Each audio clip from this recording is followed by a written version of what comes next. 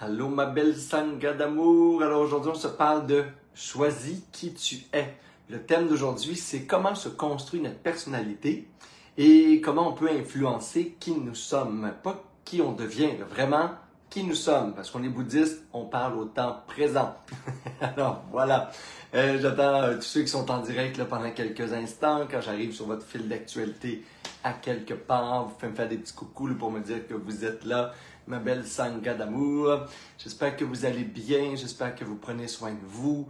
C'est une période de transition en ce moment. On est comme dans la fin de l'été, il y a des gens qui sont dans la folie de la rentrée scolaire, etc.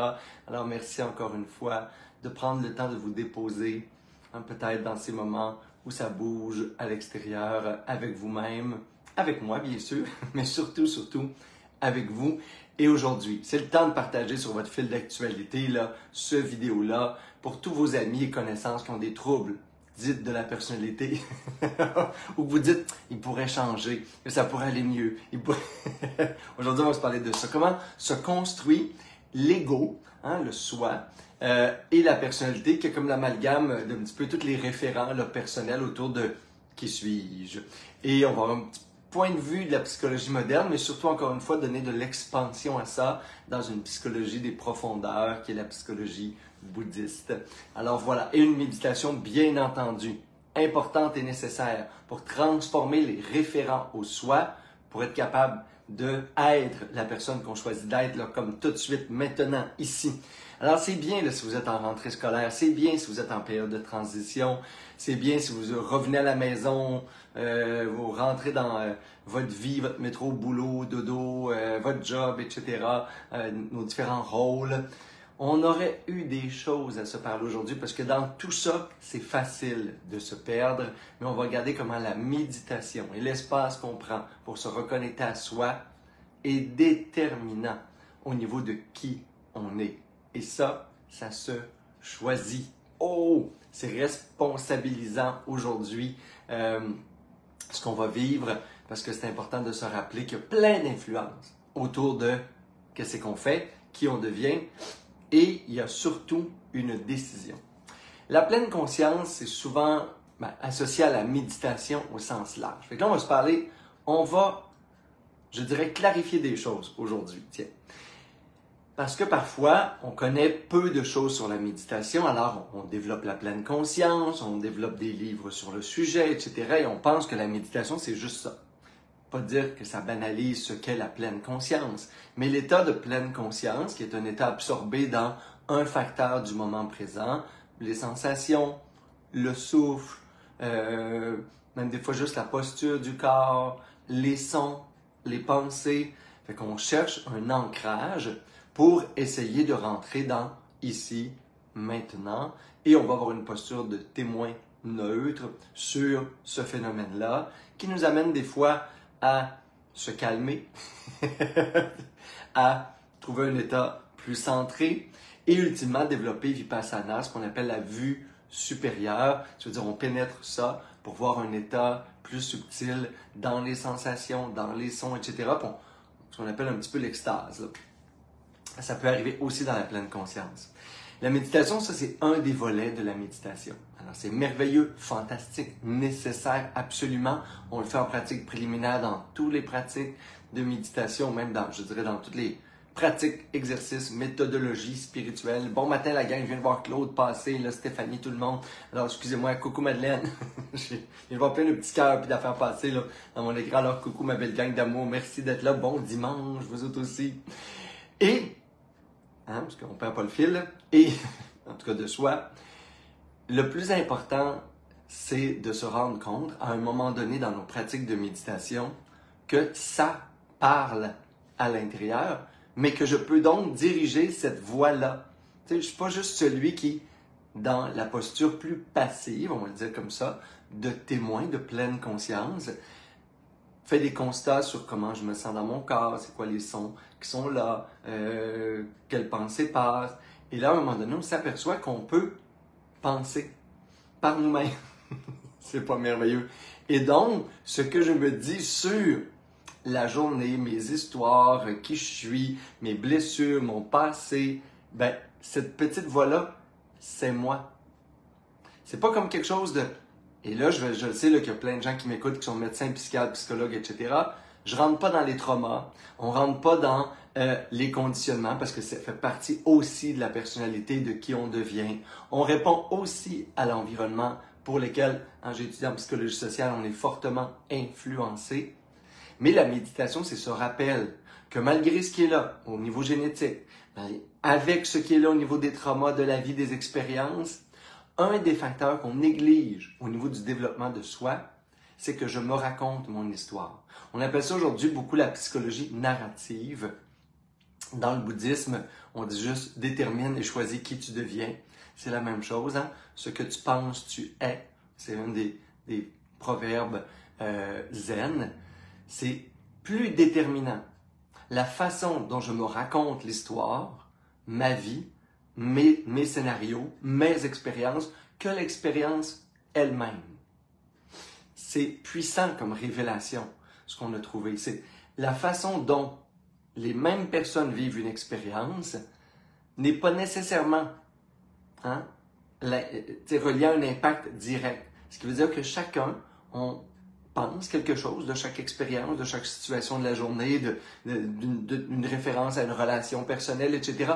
Et c'est ce que ça pense à l'intérieur, qui est bien entendu, qui a été conditionné, qui est structuré sur une forme de personnalité, d'ego, etc., qui répond à des besoins personnels et des motivations, bien entendu, mais ça, c'est moi.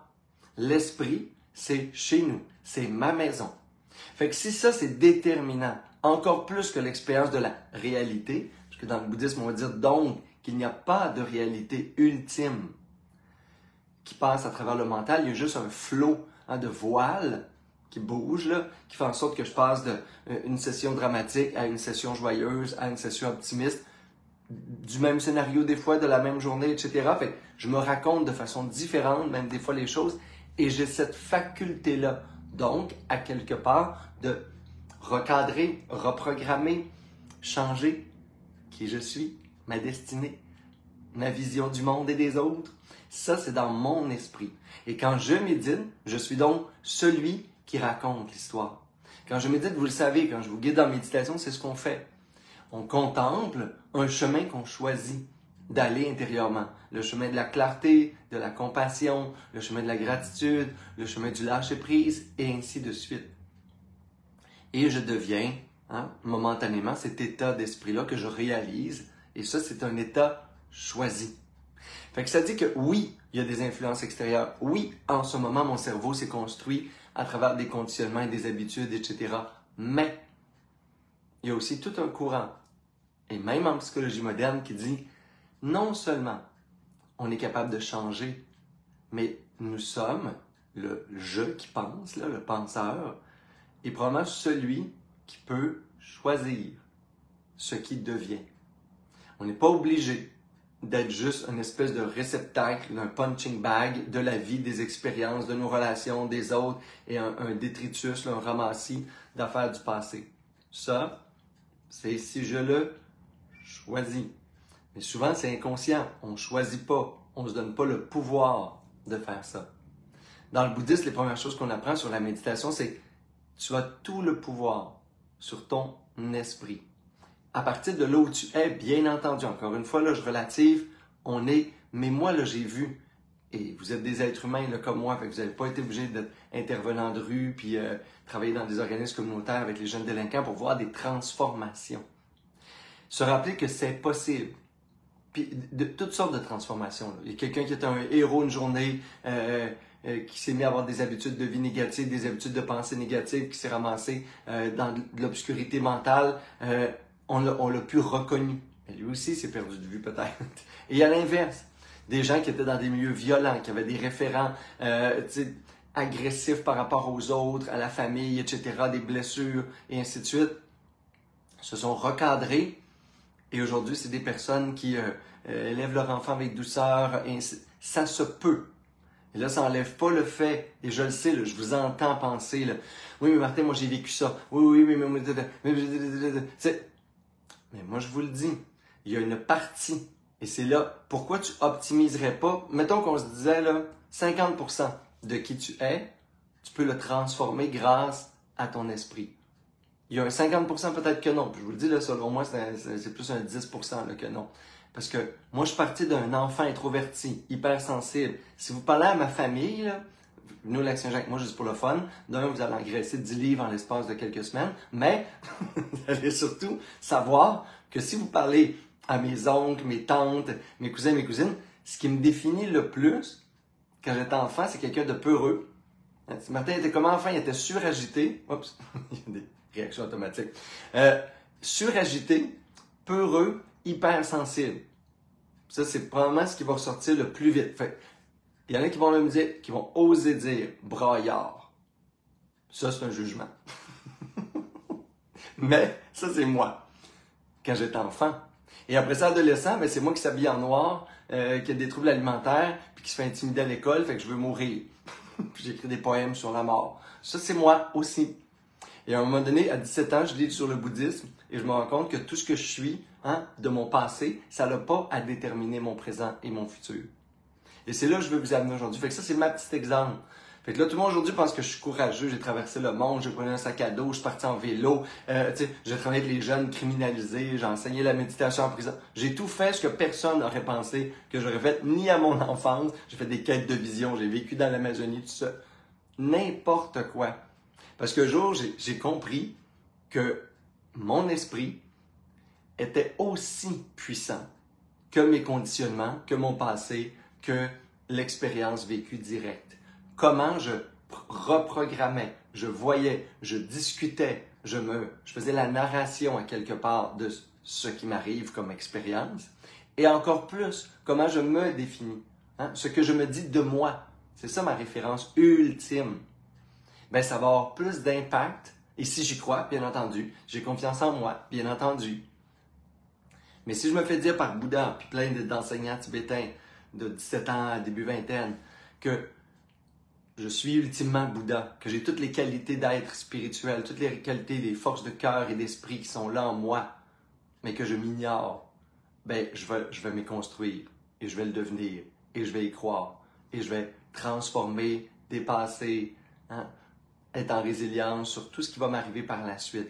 Et ça se fait peut-être pas du jour au lendemain, mais ça se fait quand je commence à y croire, ça se fait quand je commence à choisir consciemment qui je suis dans cette vie, dans ce moment-là de ma vie. Et on a la faculté, effectivement, d'arrêter de subir nos pensées et de les créer. Je ne suis pas obligé d'être celui qui subit le flot de mes conditionnements, ce que j'ai retenu de ce que mes parents, mes blessures ont dit de moi ou ont fait de moi et ainsi de suite. Je peux constamment créer à l'intérieur de moi des chemins de pensée. Sadhguru disait, tant qu'à te créer tout le temps un film dans ta tête, ben crée-toi un beau film. Raconte-toi une belle histoire.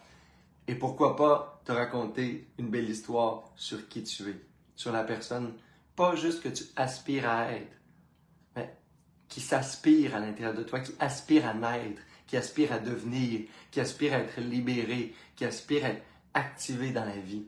Et ça nous appartient. Ça, c'est possible. J'en témoigne, vous en témoignez sur des moments de votre vie, vous avez des gens autour de vous qui témoignent de ces transformations-là possibles. Et souvent, c'est quoi le déclencheur? Ça peut être un événement extérieur. Mais souvent, même ou sans événement extérieur, c'est une pensée radicale, puissante, qui a fait en sorte qu'on est devenu maître de notre esprit. La personne a dit, OK, c'est fini ça. Je suis plus cette version-là de moi-même. Je suis plus cette pensée-là. Je spinnerai plus dans tel comportement, attitude, etc. Ça, c'est terminé. Et ça, c'est, pour certaines personnes, terminé là. Et souvent, c'est revenu. Et le choix était à refaire. La direction intérieure était à reprendre. Mais je veux dire, les temps, selon moi, on aime ça en voyage parce qu'on peut faire comme carte blanche. On aime ça quand, en tout cas moi j'aime ça quand la vie me déboussole et qu'il y a des transitions, puisque je peux aussi faire carte blanche. Mais finalement, je peux toujours faire carte blanche sur qui je suis. Je suis pas obligé d'être l'empreinte de ce que les gens projettent sur moi. Je suis pas obligé d'être conditionné par mon métro boulot dodo, pas en tout. Je me modélise sur des Bouddhas, je me modélise sur des archétypes, je me modélise sur des pensées héroïques, je me modélise sur des auteurs que je lis, et ainsi de suite. Et je choisis là-dedans exactement à chaque fois qui je suis. Et à chaque moment, je pourrais changer qui je suis. C'est ça qui est merveilleux. Et je ne suis pas nécessairement le même sur ma petite plage Asipolité que je suis dans mes tribus, que je suis dans une conférence sur le leadership dans le milieu corporatif et ainsi de suite. Pas parce que je joue un jeu, juste parce qu'on a besoin que je sois tel trait de caractère, que j'amplifie tel trait de personnalité. Je me comporte pour pas créer de déséquilibre, de désharmonie, etc. Pour être un facteur de changement positif autour de moi et ainsi de suite. Je suis pas le même dans un temple zen que je suis dans une danse extatique. Mais à l'intérieur de moi, mes traits d'humeur, l'enthousiasme sacré, je trouve, la joie de vivre, la curiosité intellectuelle, etc. J'ai choisi, je nourris d'être cette personne-là. Et je choisis même d'être une personne qui s'adapte facilement au changement. Je me rappelle toujours ça dans ma vie puisque je voyage et je choisis de ne pas résister. Je choisis de ne pas toujours référer à ce que je connais chez nous. Parce que bon, c'est quoi le chez nous quand j'en ai 3 finalement? J'ai toujours le lac Saint-Jean dans ma tête, by the way. Alors, qui je suis à travers tout ça? Ben, c'est moi. C'est moi qui le détermine. Fait que la personne que vous rêvez, là, tu sais que les athlètes olympiques, on a eu ça cet été, là, eux autres, ils ont tel trait de caractère. Ils l'ont pas toujours eu, puis ils l'ont pas toujours le matin quand ils se réveillent. Ils sont, à toutes les fois qu'ils se rappellent qui ils sont, puis qu'ils refont le choix de leur mode de vie, de leur personnalité, et ainsi de suite. Fait que peu importe qu'est-ce que vous admirez, à quoi vous aspirez, ce qui vous... Ben c'est parce qu'il y a une partie de vous qui se reconnaît là-dedans. Il y a une partie d'un miroir de la société qui non seulement aspire et qui résonne en vous. Fait qu'aujourd'hui, je nous invite à méditer sur juste jouer le jeu, là. Si je choisissais, là, qui je suis, peut-être juste aujourd'hui, je détermine, je suis le facteur le plus déterminant dans l'être, personnalité, parce qu'en plus, la personnalité, c'est créé, on le sait. Fait que pourquoi pas être le créateur, conscient de ça, au lieu que ce soit une grande partie d'inconscient. Donc, on médite. Dans le bouddhisme, on dirait, on fait un gourou yoga. Ça veut dire, on s'unit avec la partie de nous la plus pure, la plus sage, celle de vérité. On pourrait s'unir avec un Bouddha de la compassion, Manjushri, la sagesse, et ainsi de suite. Moi, j'ai fait ça pour activer en moi des qualités, devenir à quelque part la compassion immaculée, devenir la sagesse innommable de Manjushri, et ainsi de suite. Et des archétypes après ça.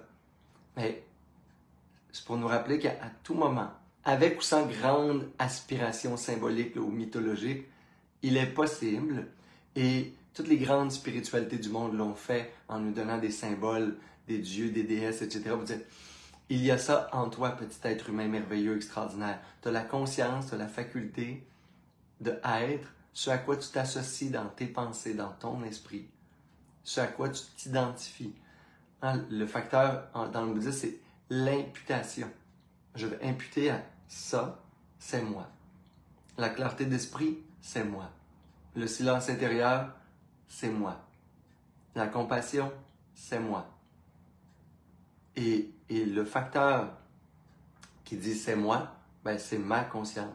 C'est moi, c'est le maître de l'esprit qui choisit qui il est dans son esprit. Ça, c'est vous. Alors voilà mes beaux amours d'amour.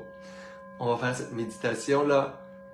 Et c'est le temps de rêver grand, de rêver, de vous rêver. Grand, beau, belle. Et même, je dirais, si vous voulez, là, si ça vous dit quelque chose, là, parce que c'est pas le sujet d'aujourd'hui, mais archétypal, tu sais, une déesse, un héros, un Bouddha, etc. Faites-le. Il y a une semence de tout ça à l'intérieur de nous qui attend juste qu'on la nourrisse et qu'on lui donne un peu d'attention pour naître. Alors, on prend une belle posture de méditation et là, on choisit. On joue le jeu, mettons que c'est possible, d'être exactement qui je choisis d'être en ce moment, aujourd'hui, et peut-être pour le reste de ma vie, si j'y reviens. Prenez une belle posture de méditation confortable. L'important, c'est juste d'être immobile. Et c'est le temps de la rentrée scolaire, là. Puis il y a vos enfants, vos petits-enfants. Ben, c'est le temps de leur dire, toi, tu voudrais être qui avec tes amis? Toi, tu voudrais être qui à l'école? Toi, tu voudrais être... Dans quel état d'esprit tu voudrais étudier le soir? C'est temps de les faire rêver et d'arrêter de les conditionner. Et nous aussi, c'est le temps de rêver. Qu'est-ce qui se rêve en nous? Quelle personnalité merveilleuse, extraordinaire peut se rêver, peut-être même s'actualiser à travers notre existence.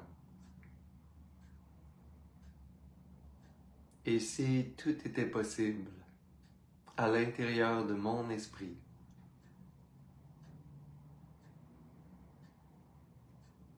si la transformation était agréable, choisie,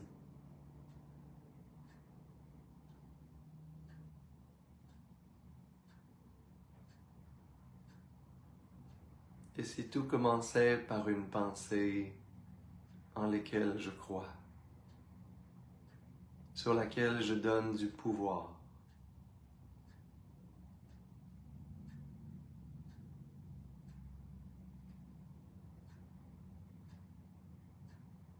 et si c'était moi, l'architecte de mon être, cette voix inconsciente qui me dirige vers mes actions, mes choix, mes attitudes.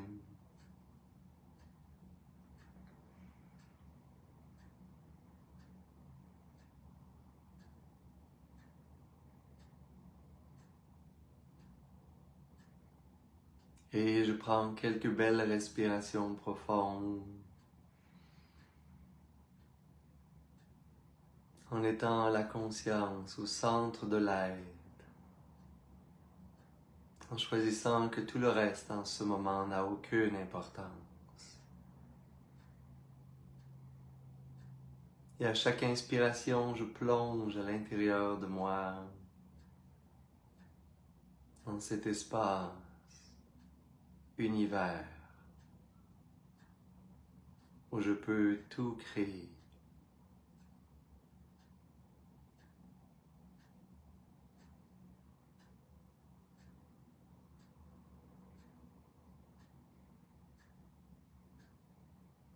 Et pour m'apaiser, me recentrer, je peux à chaque fois revenir au souffle,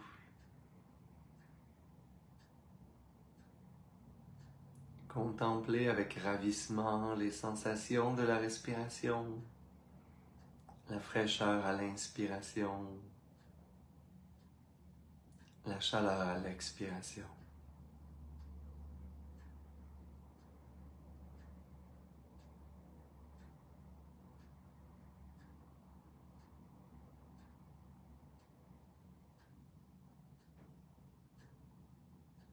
Et quand tout s'apaise, je me rends compte que je suis toujours là.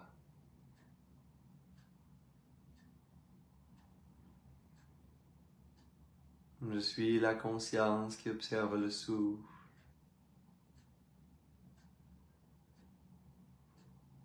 Je suis la conscience qui habite le corps et ses sensations.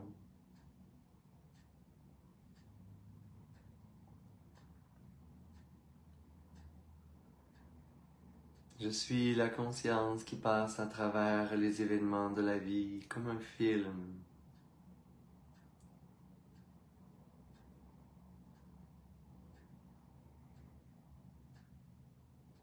Bien que le corps, la vie, les relations, tout a changé des milliers de fois dans ma vie. Je suis ce qui demeure, ce qui a toujours été là, la conscience.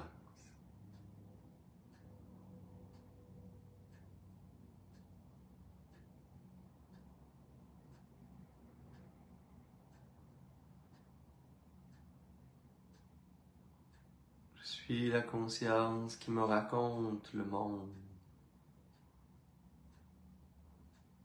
qui me raconte des histoires sur ma vie, les autres. Je suis la gardienne et le gardien de mes histoires, mon grand livre d'histoire.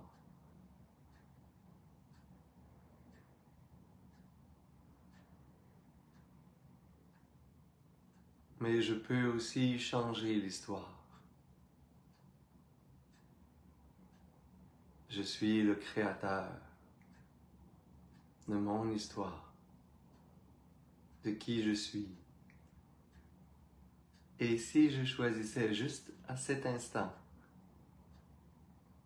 si je choisis qui je suis,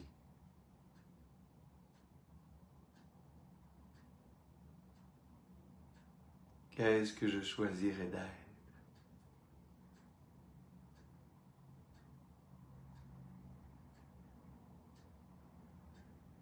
Et juste pour le plaisir, je peux imaginer l'être que j'aspire,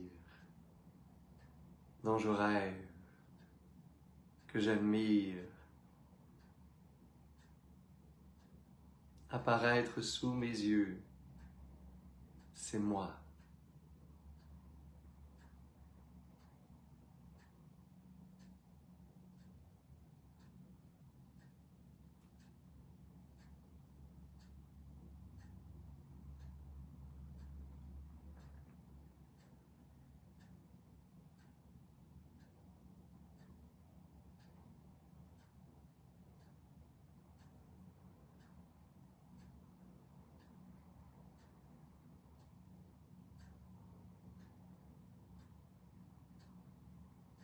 Qu'est-ce que je choisis d'être, de manifester dans le monde?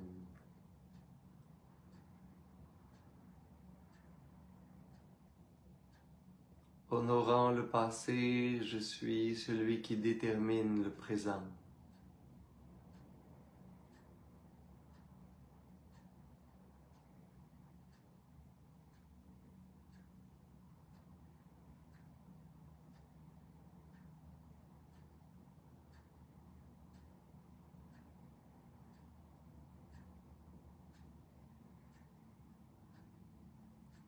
Quels sont les types de pensées, les traits de caractère, les qualités que je veux manifester pour vivre ma vie?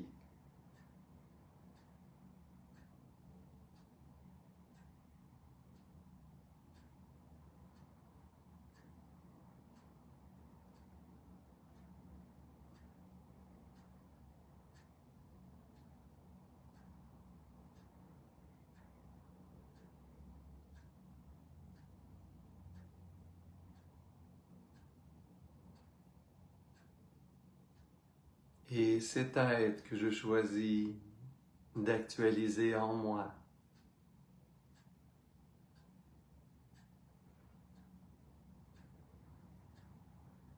c'est moi.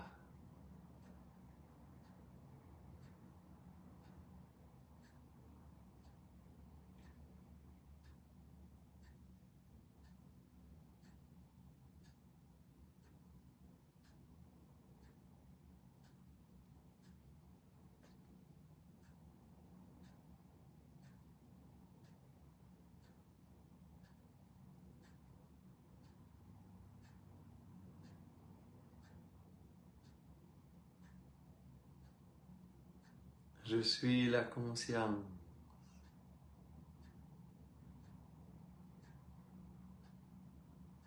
Créatrice, la substance psychique de l'être.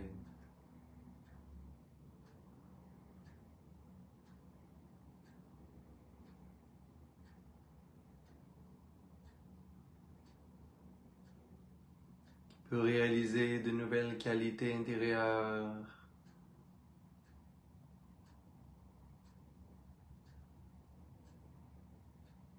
activer des forces,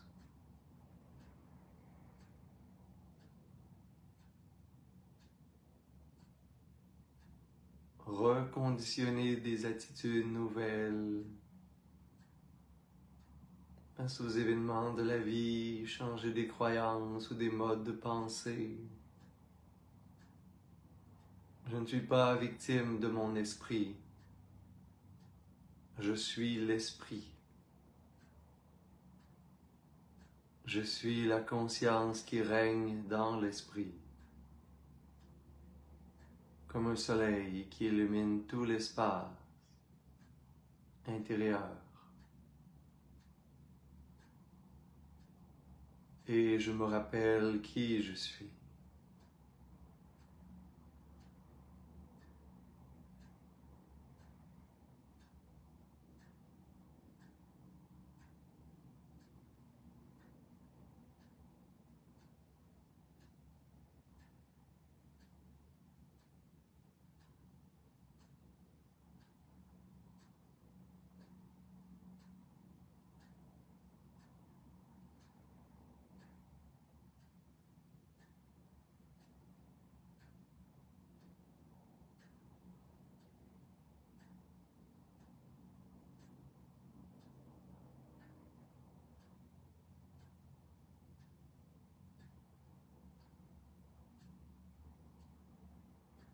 Et ces qualités d'être,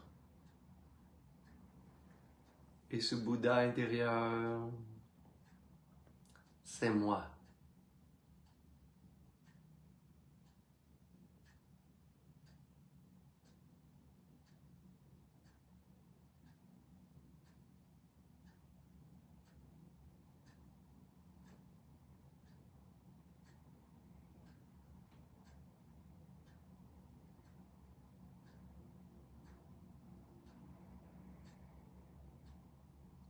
Et vous pouvez prendre quelques respirations profondes,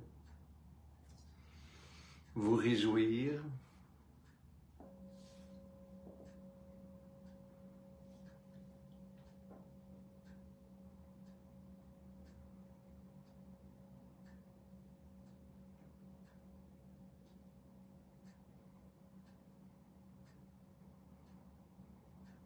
Amenez les mains en namasté, les frottez légèrement ensemble.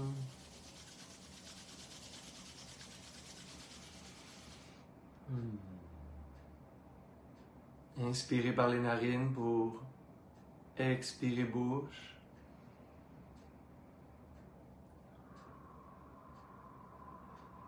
Et inspirez pour faire vibrer Om.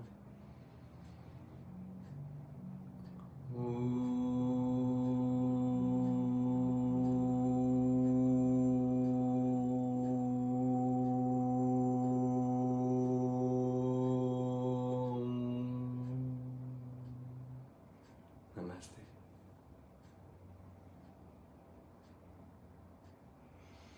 Alors voilà ma belle Sangha d'amour, si on se rappelle qui nous sommes. On le dit dans plein de traditions, de différentes façons, revenir à son essence, retrouver notre source, activer nos héros intérieurs. On est des petits Bouddhas qui s'ignorent, on le dit dans le bouddhisme de cette façon-là. Et même si ce n'est pas 100% de l'influence de l'être, de la personnalité, du qui je suis, eh bien si on pouvait, si on avait 50% de pouvoir sur qui on devient, dans les événements, avec le passé, avec notre génétique ou peu importe sur quoi on s'ancre pour rester immobile, parce que rien n'est immobile, tout change, tout se transforme, si j'étais celui qui brassait la potion magique là, pour que la transformation s'opère dans mon mieux, dans ma plus belle version, là, je dirais que je suis tellement attendez de l'entendre, la plus belle version de moi-même. Mais c'est ça aussi, c'est même pas la plus belle, parce qu'il y en a plein des plus belles. C'est la version que je choisis d'actualiser, de vivre et d'incarner. Et si j'avais une conscience pour choisir, discriminer, reconfirmer ce que j'incarnais sur la Terre, si c'était ça la conscience et tout le pouvoir qui m'habite, c'est pas merveilleux, hein? Alors voilà, je vous souhaite une magnifique semaine. Je vous souhaite de faire cet exercice-là de 1000 façons, de l'écrire, de vous le dire, de trouver des images, de faire un vision board. Là, c'est le temps du vision board, selon moi, définir le qui suis-je dans le monde et trouver des images pour tout révéler les facettes de votre être sur lesquelles vous choisissez de construire votre personnalité et de devenir. Et n'oubliez pas, parlant de l'amour de soi, de la confiance en soi, de qui nous sommes, le 9 septembre prochain, je pense que je l'ai remis dans la description du vidéo. Donc c'est bientôt, c'est dans moins de 2 semaines, si je calcule bien, ou pas. En tout cas, près de 2 semaines. pour lequel on commence un défi 21 jours sur lequel vous pouvez avoir accès toute la vie, qui est le grand thème de l'amour de soi, de la confiance en soi. Parce que justement, on se définit quand on s'aime assez pour se permettre de libérer tout ce qui nous limite et de retrouver la confiance en soi. Pour moi, c'est une clé, hein, parce qu'on a confiance à ce qui est là. Et voilà, c'est la foi en soi. Et sur ce, bonne semaine, ma belle sangha d'amour, et à très bientôt. Je sais que vous avez sûrement des commentaires, là, j'en vois passer sur cette méditation et ces enseignements qui étaient un petit peu éclatés, là, j'avoue. J'avais beaucoup de choses ce matin sur le sujet. J'aurais aimé ça faire 8 capsules sur ce sujet-là, le grand qui suis-je. Alors j'espère en tout cas que ça vous a inspiré, ne serait-ce que pour transformer quelques éléments de votre personnalité sur lesquels vous pouvez abandonner et créer quelque chose d'autre. Namaste.